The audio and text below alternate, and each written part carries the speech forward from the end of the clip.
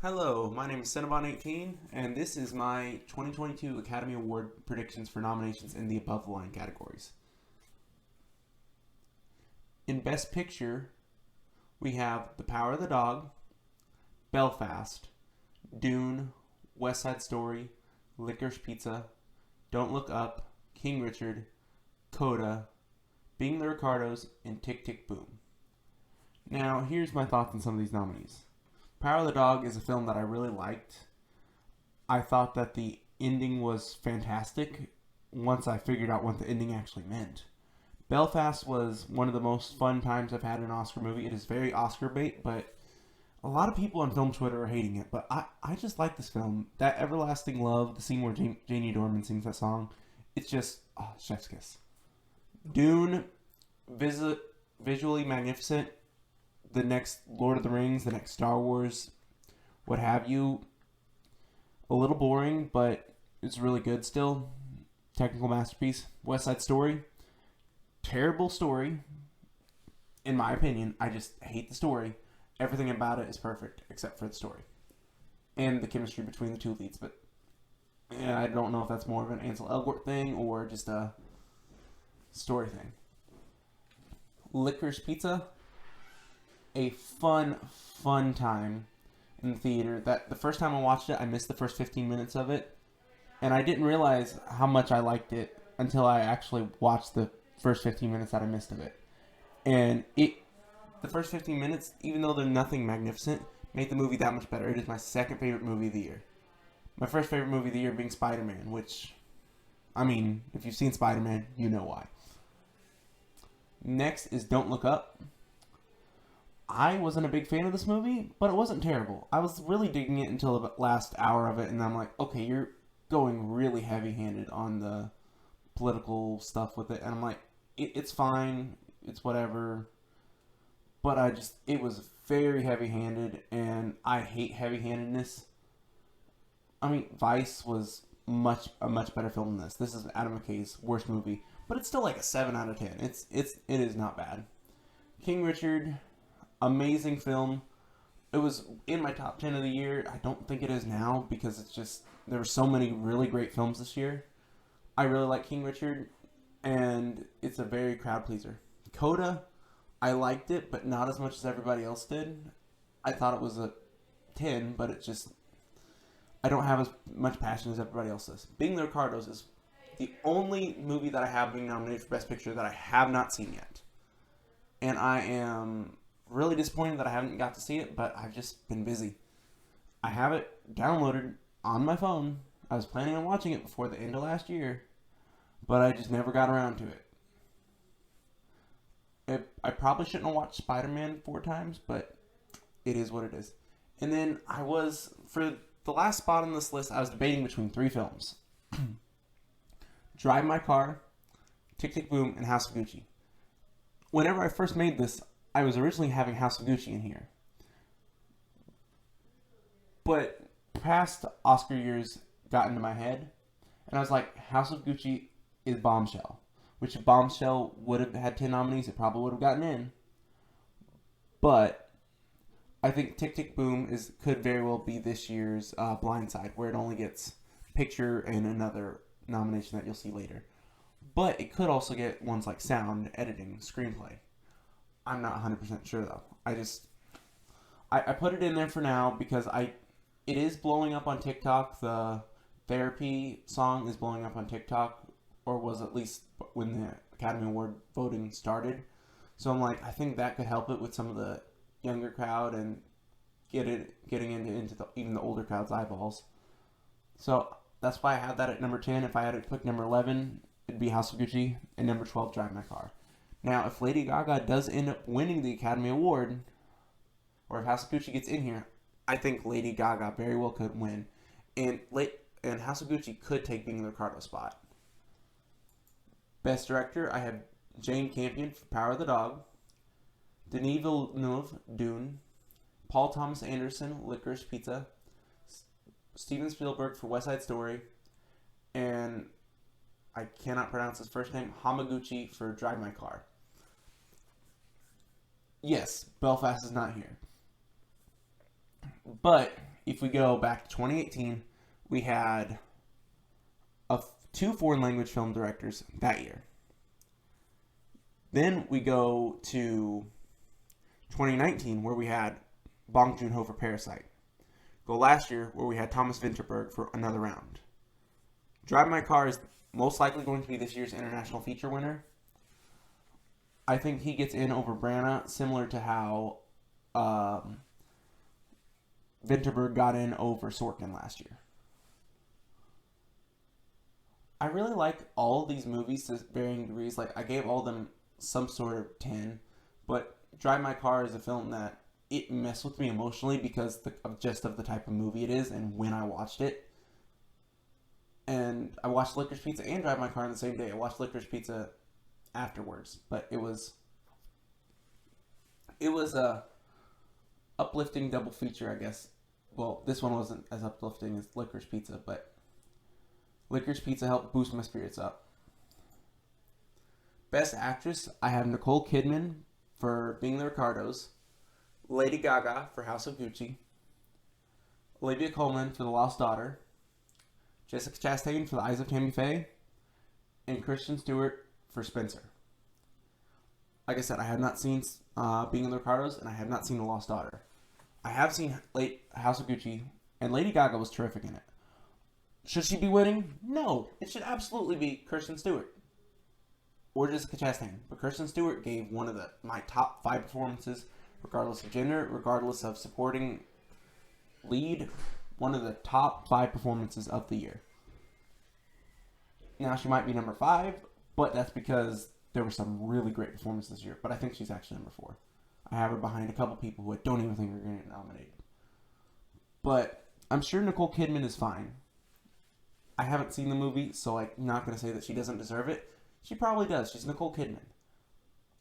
But with what Kristen Stewart did in Spencer, I don't see how I'm going to like it more. And if Lady Gaga wins, she deserved to win for Star is Born. She was much better in A Star is Born than she was in House of Gucci. Olivia Colman, I love Olivia Colman to pieces. She is like one of my top 2 favorite actresses of all time. Her and Frances McDormand. It would be absolutely ironic if she beat Lady Gaga again. Plus, it would be really funny, Frances McDormand winning then Olivia Colman for performances that they arguably shouldn't have won for, but they were just the kind of quiet, subdued performance. But like I said, I haven't seen it. So, I'm pretty sure it's quiet and subdued, but I'm not 100% sure. Chastain gave it her all, and so did Stewart for Spencer. Now, I could see either one of them missing. Honestly, I could see most of them missing. I think, honestly, the only locks for nomination right now are Gaga and Kidman and maybe Coleman. But even then, I don't know if she's a lock. I'm torn. I think this category could be a complete screw-up when it comes to nomination time on Tuesday. It's just, I think Haim and Zegler could both get in there for Licorice Pizza and West Side Story, respectively. And honestly, both those performances are really good. But I can't predict them. I think this is the safe 5. So, yeah. For Best Actor, I have Will Smith for King Richard, Benedict Cumberbatch for Power of the Dog, Andrew Garfield for Tick, Tick, Boom, Denzel Washington for The Tragedy of Macbeth, and Javier Bardem for Being the Ricardos. Will Smith was in my top 5 performances of the year. He should be, out of these nominees, he should be winning it. But Benedict Cumberbatch was great in a great movie. Andrew Garfield gave it his all, and he had a really great year for cinema between this and some other things. Denzel Washington is always great. I haven't seen Macbeth, and like I said, I haven't seen Ricardos. I think definitely Javier is the 5th spot, and I think this spot could go to potentially a couple other people. It could go to Nicolas Cage for Pig, Peter Dinklage in Cyrano, Leonardo DiCaprio for Don't Look Up, or please, for the love of everything, give it to Simon Rex. He should be winning this. Simon Rex was hilarious and had a perfect role in Red Rocket. He should be winning this, hands down. But he's probably not even going to get nominated for the type of movie and the somewhat weird performance that it is. Best Supporting Actress, I have Ariana DeBose for West Side Story. She's great in it, but for some of the people who aren't getting nominated in it, I don't think she deserves to win. But out of these people who are nominated, Ariana DeBose, yes, she's the best. Maybe not my favorite, but she's the best. Ingenue Ellis gave a very... She almost stole the show from Will Smith. That's how good she was. But she's not Ariana DeBose. Katrina Bell for Belfast. She was really entertaining in this film. For the longest point, everybody was like, oh, she's going to win and she deserves it. Now, she's arguably on the bubble for a nomination. Kirsten Dunst, I don't have her here because she missed, I think it was the BAFTA. I believe it was the BAFTA that she missed. She missed some big precursor, so I have her number 4. But she is really good in this movie. And then Ruth Negga for Passing, I have her at number 5 because I think that they're going to want to diversify the nominees a little bit. And she was really good in this movie. But why is Ann Dowd and Martha Plimpton, I get it, she's not going to get nominated. But why is Martha Plimpton not in here? And why is Ann Dowd not in here? Either one of them deserve to win this because Mass was just that great acting. Martha Plimpton and Ann Dowd are my 2 favorite performances of the year in the same movie. And actually, my top 3 are in the same movie. But they should both be nominated. It should be Plimpton or Dowd winning, either one. I would be more than happy if any of these miss for Dowd. But I think most likely on the bubble is Ruth Negga. And I think the only other person are there other people who could get a nomination other than Negga and Dowd. But I don't necessarily see them happening. Like, for example, it was Cate Blanchett who got the SAG. Meryl Streep, I don't think has gotten anything, but she's Meryl Streep, and she always seems to get nominated. Even if her performance doesn't necessarily call for it. All really good. I think if Ariana DeBose is in here, she wins it. Even if Ann Dowd gets in, I think Ariana DeBose has it. She's playing Anita in West Side Story. I mean, a role that's already won an Oscar before. And the Oscars do like to give people an award or different people for playing the same person an award. They did it with Joker. They did it with Michael Corleone, I believe, The Godfather. And I think they did it with some other person. But I think she has a very good shot. For Best Supporting Actor, I have Cody Smith-McPhee in Power of the Dog, Troy Kotzer for Coda, Jamie Dornan and Kieran Hines for Belfast, but technically I'd have Kieran Hines above Jamie Dornan as far as prediction. I personally like Dornan better because he sang and it was amazing. And Mario here. I hated Jared Leto's performance in House of Gucci. I absolutely hated it. Hated it. Jared Leto should not be getting Oscar nominated for this performance. He is a great actor. An even better singer, but a great actor. Not in this movie. He was terrible. And Jason Isaacs, I don't have getting nominated.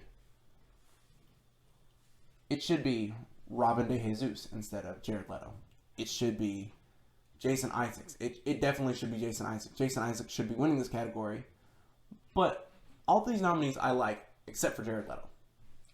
I could see... There's this supporting actor category, there's like 10 people who would be amazing to get. Or who were somewhat on the bubble at one point. There's John Bernthal. There was J.K. Simmons. I haven't seen Being the Ricardos, but I hear he's really great. Ben Affleck, Tinder Bar.